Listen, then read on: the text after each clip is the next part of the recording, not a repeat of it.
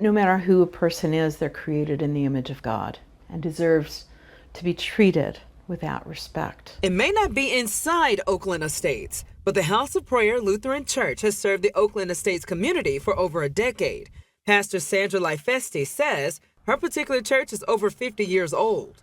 There wasn't a Lutheran church right in this area, and this was the edge of the city at the time. So they were on the outskirts and wanted to be where the new growth was. And that's a similar history to the Oxford United Methodist Church, which sits at the entrance of the neighborhood. The church has responded with understanding like, hey, we have to look like the neighborhoods around us. If we don't, then we're not actually representing the gospel as it really should be. Not only does Pastor Patrick Jackson say his church has a diverse congregation, but their partnership with Catalyst Church helps serve an even greater audience.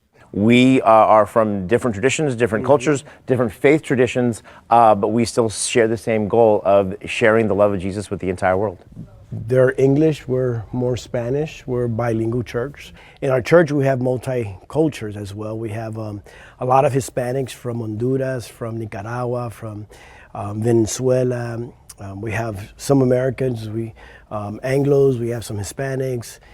Some African Americans. With such diversity in the Oakland Estates, Lutheran and Methodist are just a tiny portion of the melting pot. The community is made up of Christian and Catholic churches, Jewish synagogues, Sikh temples, Muslim mosques, Buddhist congregations, and more.